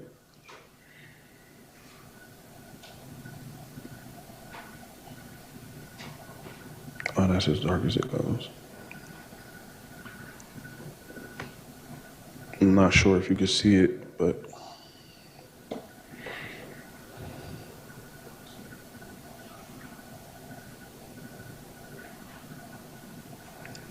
this little line right here, from here to here, and then I also have a mark here where it kind of skipped because of my belt. Like, I was cut. That was bleeding, but I think my clothes were soaking it up.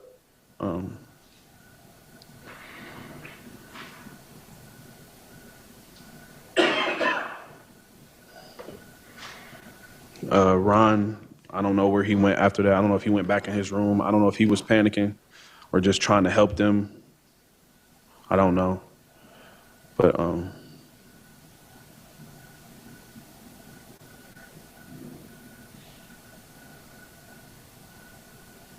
I kind of let go of the gun at that point.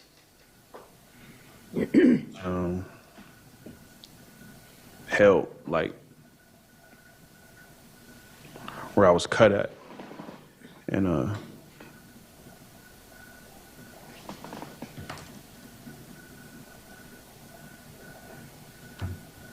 this is when Adam climbed on top of me, straddled me frontwards. And he ended up punching me in my face.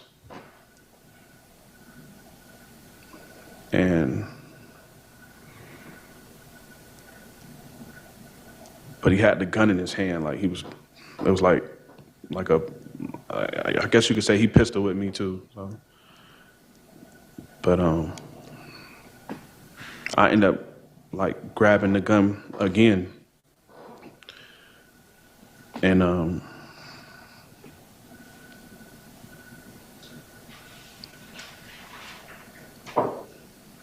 we're tussling for it still.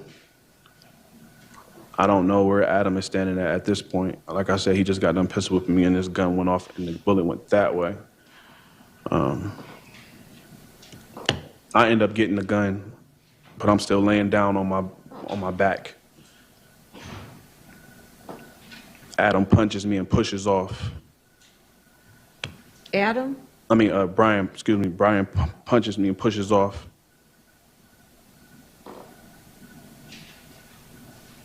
And that's when I pointed the gun. I didn't fire at Brian because he ducked and ran into the kitchen. Thing but that. They were in there, excuse my French, kicking my ass.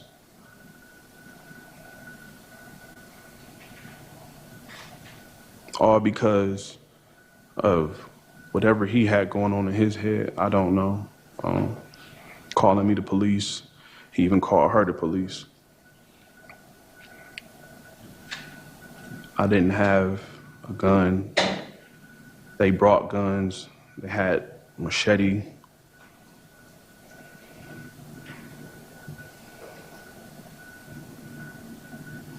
When I told the detective they had plastic, I could have mistaken that rollout big sticker as plastic. I wasn't technically on it, but it looked like they were about to roll it out. I mean, it didn't look right. Adam's sight, or that laser that's by the door, when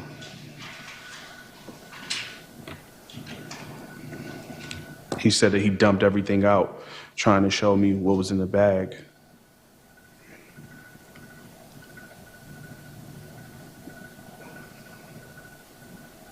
I don't know if Adam called him over there. He was mad that I was having sex with that girl and he was in the living room. Okay, don't speculate. Just tell me what you did or what you believe or what you thought, but don't speculate on what other people thought. Gentlemen, you know the sign in front of the door that says court's in session? It's not a suggestion. So if you leave, you're not coming back in. Go ahead, Mr. Nixon.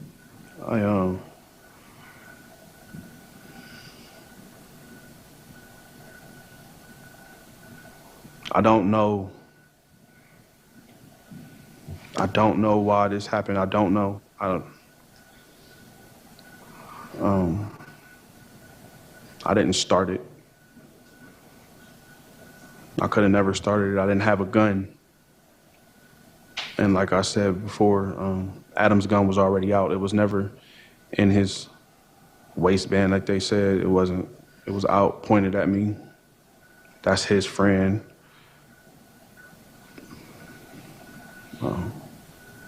Okay, I'm going to stop you right there.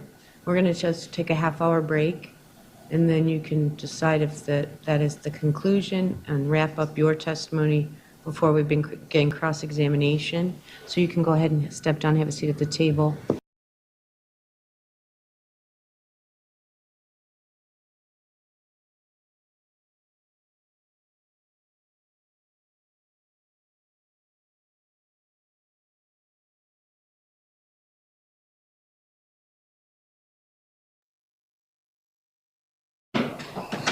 Um,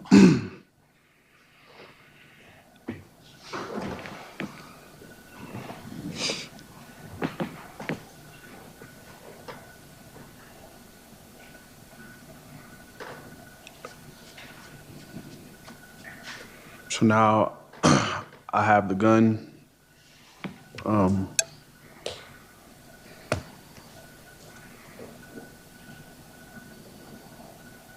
And I believe it was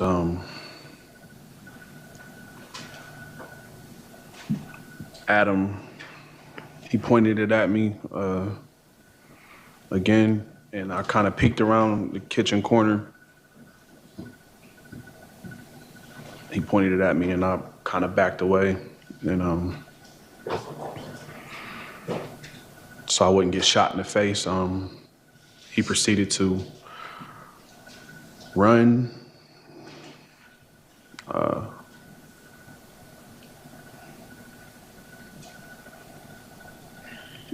He ran out the back door.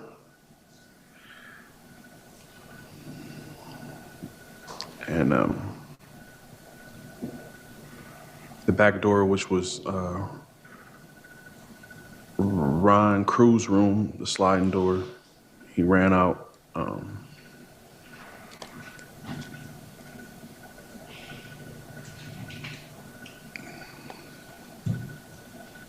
I'm panicking at this time.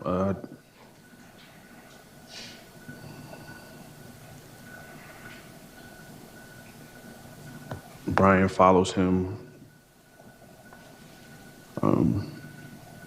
I chase after Brian.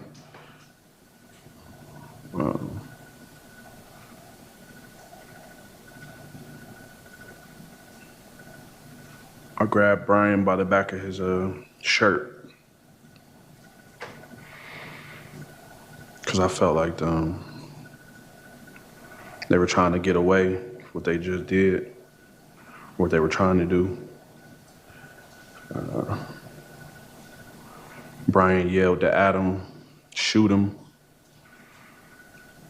That's when you see Adam reaching in, and Adam reached back in with his gun and pointed it at me again.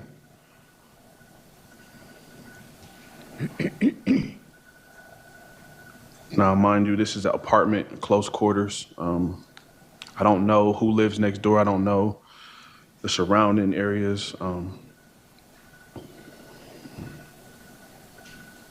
I shot enough times that I felt to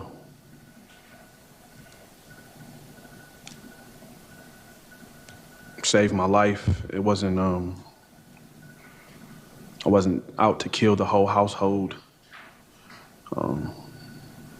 I could have shot more times, but I chose not to. At which time that people were running away, so.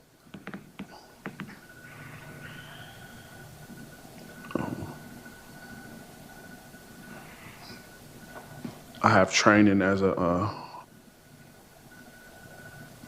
when I did my training to be an armed security officer, they teach you about your background when shooting, knowing your surroundings, and so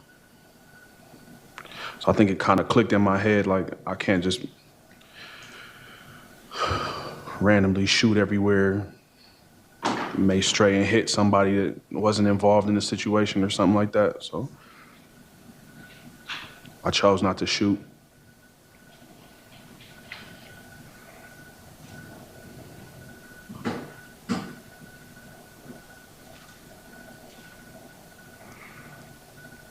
So I think I heard Brian yell something like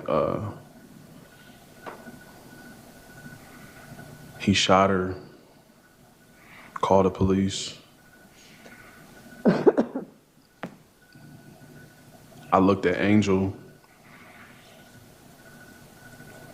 and I asked her to help again, and she kept asking me, what did I do?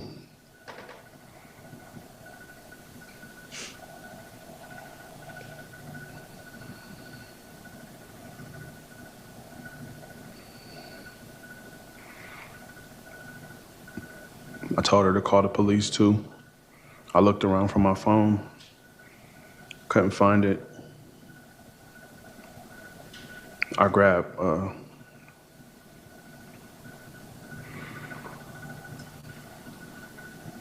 Tony's purse, and that's when I went out the back door as well. And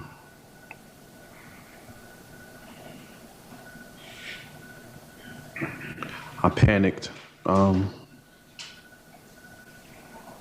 knew that I didn't have my phone, and I thought that Brian had gave her my phone and she had put it in her purse, as well as me looking for the vape pen I had touched because I know my DNA was on it. And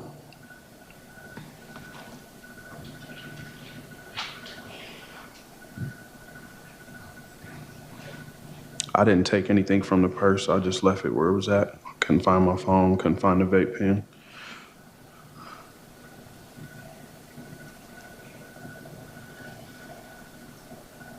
I ran with her gun. I did have her gun. I ran with it. And I just kept running.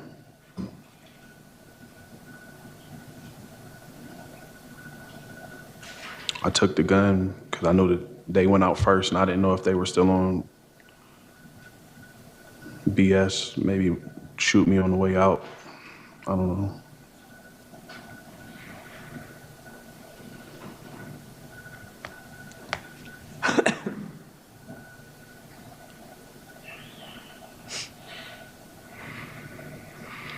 I ran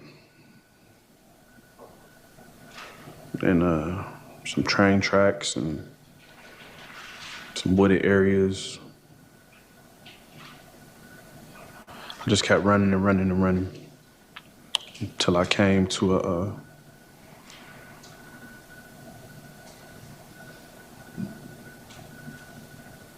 like a junkyard of some sort, and I just hid out till the next morning.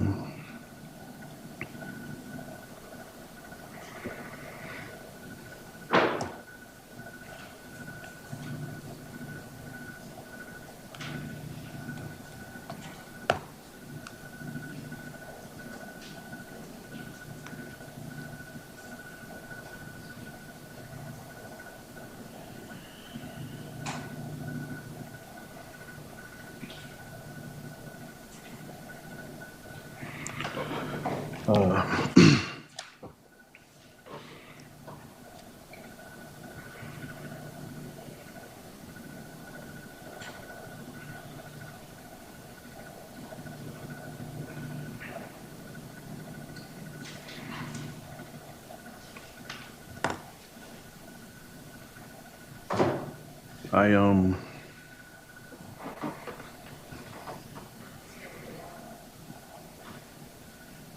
end up dropping the gun, and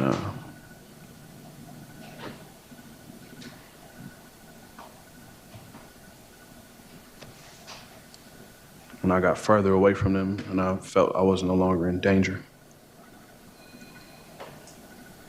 I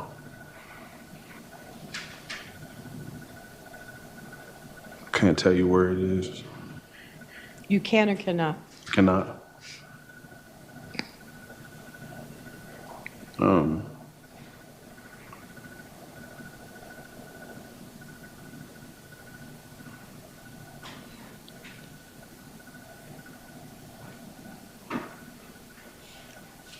I have a few different exhibits I was trying to submit as evidence as far as the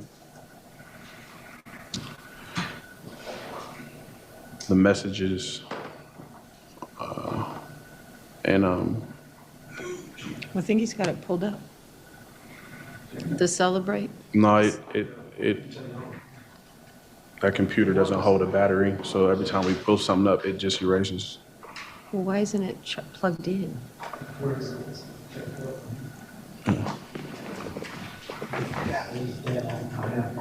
So I pulled it up back there.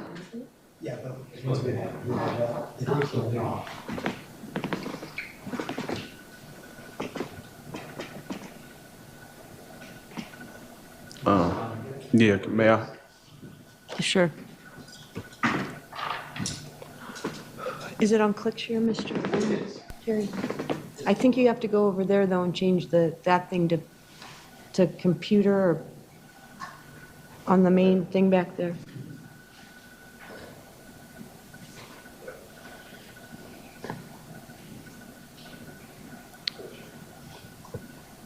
I'm not 100% sure. There you go.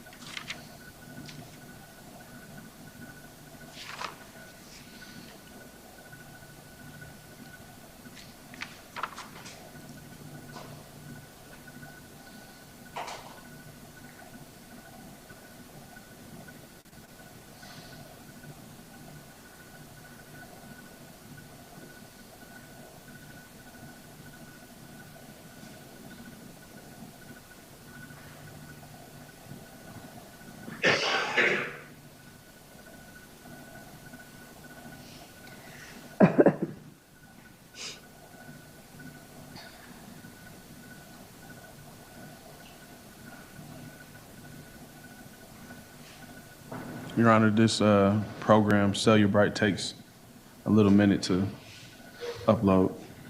You also got to click on the ClickShare. Maybe you want to show it.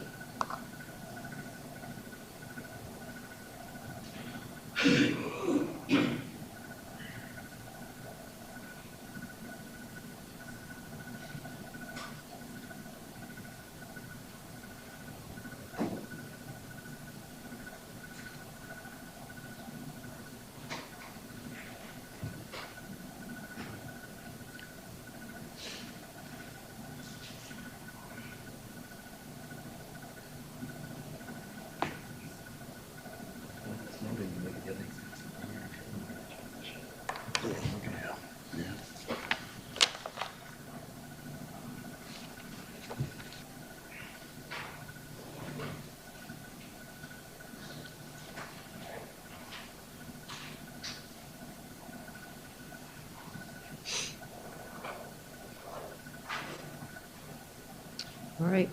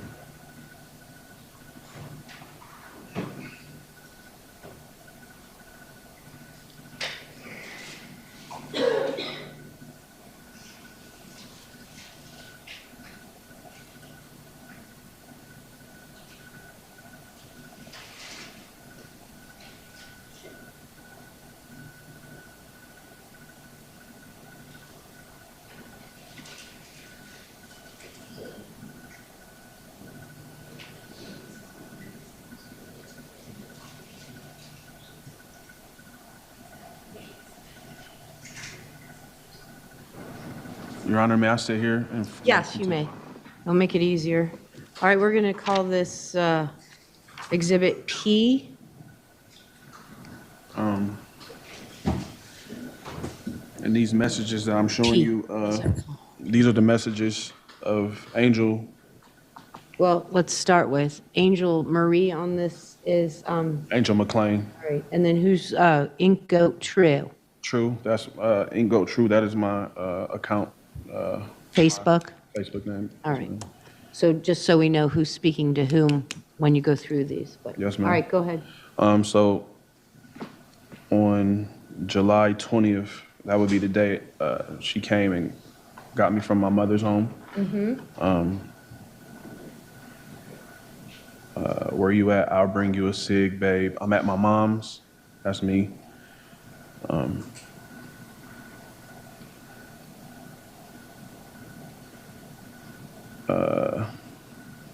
She texts back, it's on Wilbeth, grab my, I don't know what she was referring to. And then she called me.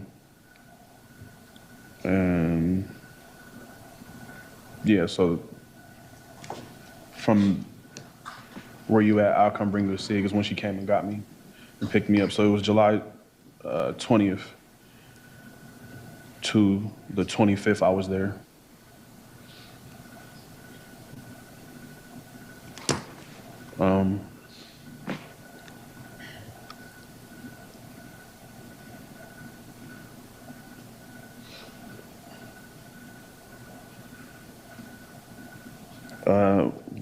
We had a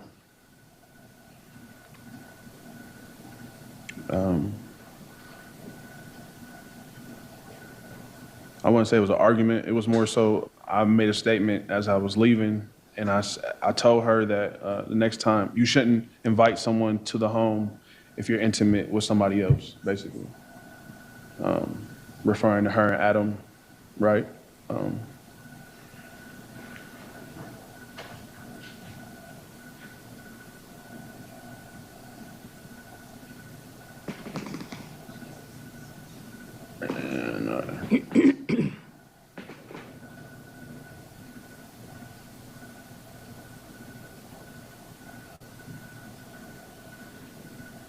And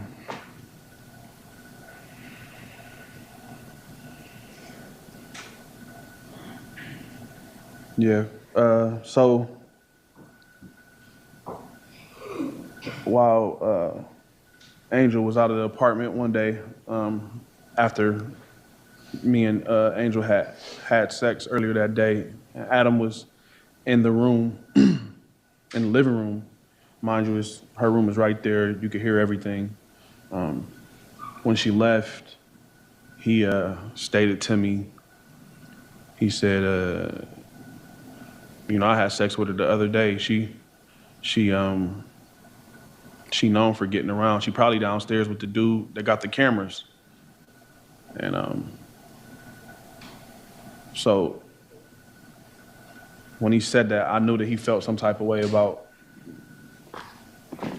me being with the woman that he's known for several years on and off. And during his during Brian's testimony or his interview with the police, he stated that I was talking crazy and I had felt some type of way about Angel cheating, I guess. But Brian wasn't there at the time. So the only way that he would have known that is if Adam would have told him that. And I never told Brian that. So the only way he would have known that is if Adam would have told him that. Objection, Your Honor. Sustained. Go ahead, Mr. Nixon, move on.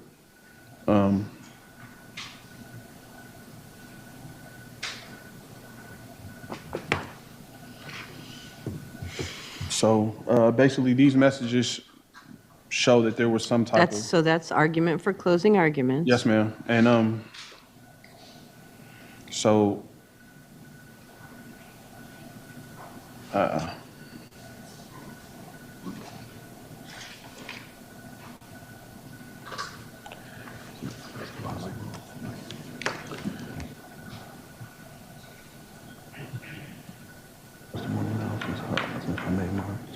can ask them if she wants to. Your Honor, in my testimony I gave today, I stated a few things as far as time duration from when Brian came up to the apartment and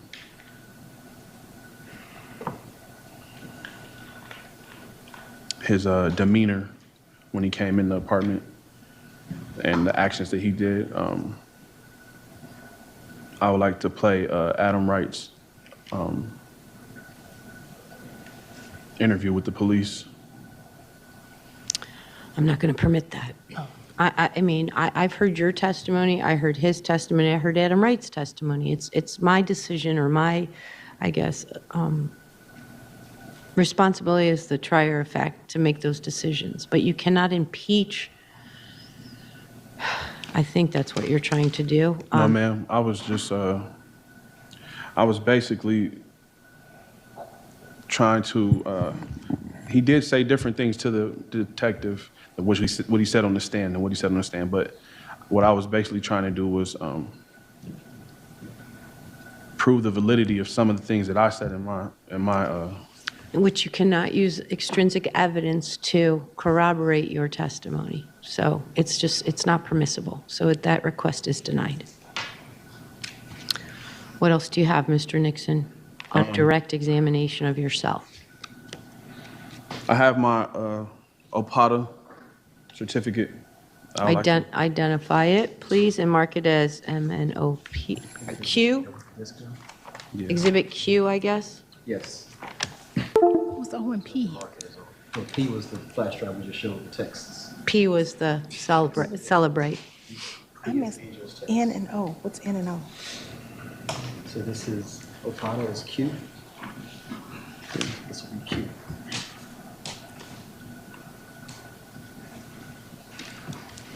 Put it on the screen here. Put it on the screen. Yes. You sure it's there? Yep. Please show. This is Q. Okay, I have it. Thank you. All right, just look up there at the camera and identify that document. I changed it over to DocuCam. There you go. The document, Exhibit Q, is my Ohio officer, Peace Officer Training Commission certificate. What's the date on that? March 18th? March 18th, 2018. And when's it valid through? You have to recert every year, but it's valid for 5 years. All right.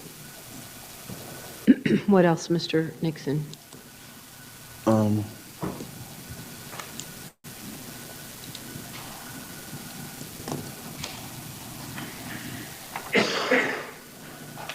I would also like to submit the toxicology report From where? from the forensic lab of, Ms. Westover? yes, ma'am. Is that included in your autopsy report? It is, Your Honor. Okay. So that's already been included in the state's exam, and since no one's here to identify it, you can't submit it now. You probably should have asked the medical examiner. But it is, I've been told that it's part of the state's autopsy protocol that they submit it, so it is into evidence.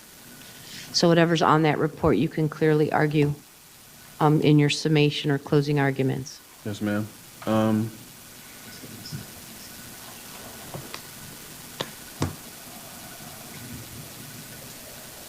I don't believe we had anyone come in and testify about the BCI report, which states my DNA wasn't on anything. So I was wondering, am I still able to submit it as evidence? Someone testified. The detective testified. Detective Your Honor. Hornacek, yeah. Are you prepared to stipulate to the BCI report? That is fine, Your Honor. All right, that'll be PQR, Exhibit R. And the state is prepared to stipulate to the authenticity of that report. Yes, ma'am. And, All right. are we doing them? And, yeah. This is a live cartridge that was found in the kitchen. You're marking that photograph as Exhibit S? Yes, ma'am. And Exhibit S basically shows that, Don't tell me what it shows.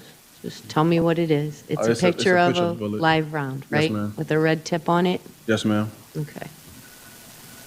We're going to the screen. Yes. Did you see that Honor. cartridge in the, no, not you, Mr. Nixon. Pardon Did me. you see that cartridge in the house before that picture was taken? No, ma'am. Okay. Thank you. All right, anything else? Any other exhibits?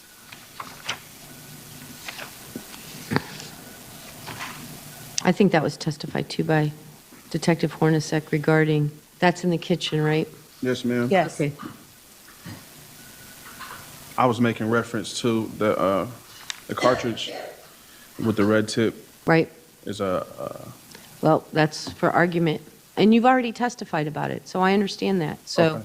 And then what's that? this is the projectile recovery from, This is going to be you. Is that pictures from the, I'm sorry, T. Is that from the autopsy? yes, ma'am. Part of the medical examiner's PowerPoint. Okay.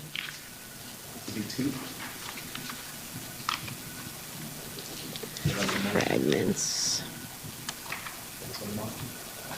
From victim.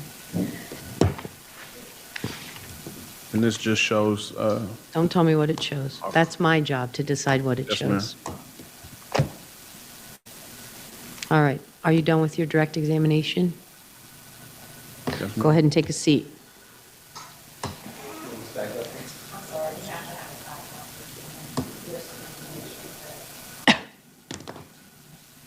Well, then we all better go back in here in the jury room. Terry, come on back. We're going in the back room for a minute. all of us. Yes, you're representing yourselves, so you should be part of this.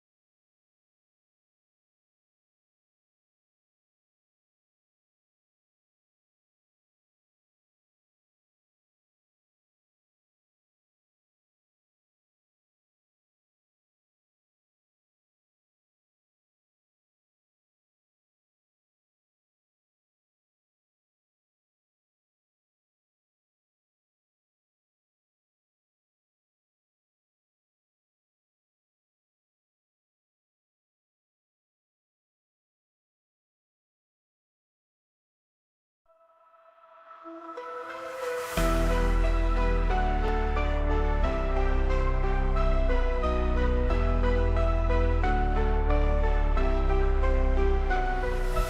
system's rigged, man, it's time to break free. Eyes wide open, gotta see what I see. Standing on the front lines, fighting for the truth. Lift the veil of lies, it's time to be the proof. Take a stand, don't you back down. Raise your voice, let's shake the town. We're the voices that won't be ignored. Breaking chains, yeah, we're ready for war. With the power